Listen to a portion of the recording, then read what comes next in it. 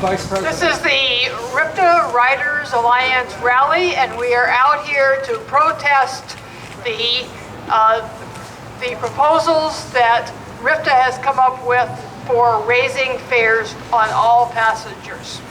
And we're going to start with our official statement, which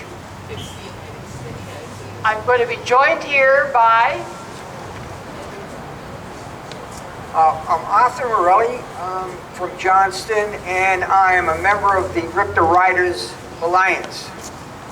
So this is what our position is when it comes to the proposed fare structure changes that RIPTA has announced. We're disappointed with them to start with.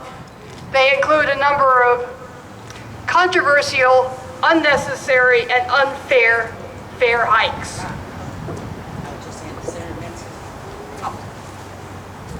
Should I stop? I was talking to him, yeah.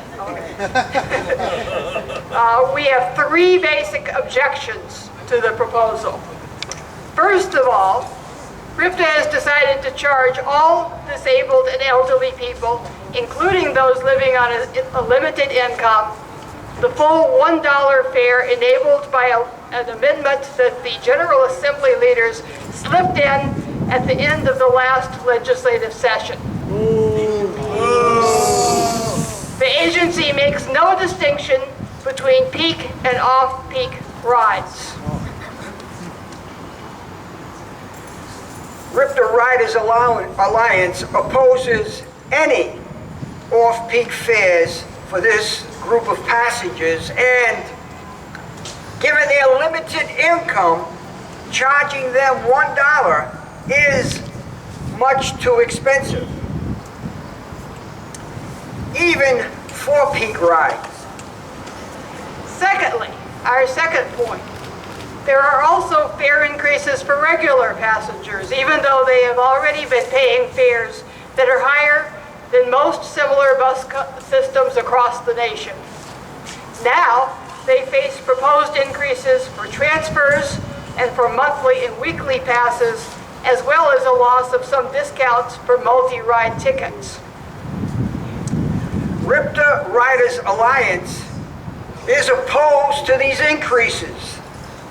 Instituting them would make it more difficult for utilizing transit to help improve our economy and environment and revitalize our city. Our third point, RIPTA is planning to roll out electronic smart cards in a year or two, enabling passengers to load value onto their cards in advance and then swipe them when they board a bus. While this technology can be beneficial, we're surprised that passengers seemingly will be given no financial incentive to encourage their use of smart cards. RIPTA Riders Alliance encourages RIPTA to provide a discount in fare costs for those passengers with smart cards, as most other transit systems do. This is likely to increase ridership in the long run. In conclusion, there are better ways to ensure adequate funding for transit than to take from the almost empty pockets of bus riders. As the state organization that represents the interests of all transit riders across the state, we call upon our leaders in the General Assembly to pursue more constructive alternatives, including higher fares for long-distance riders, more stable funding for RIPTA, and cost-saving strategies such as a reduction in RIPTA overtime.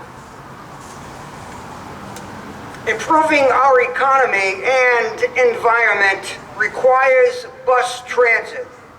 Let us come up with ways to encourage rather than discourage bus ridership in Rhode Island. Thank you.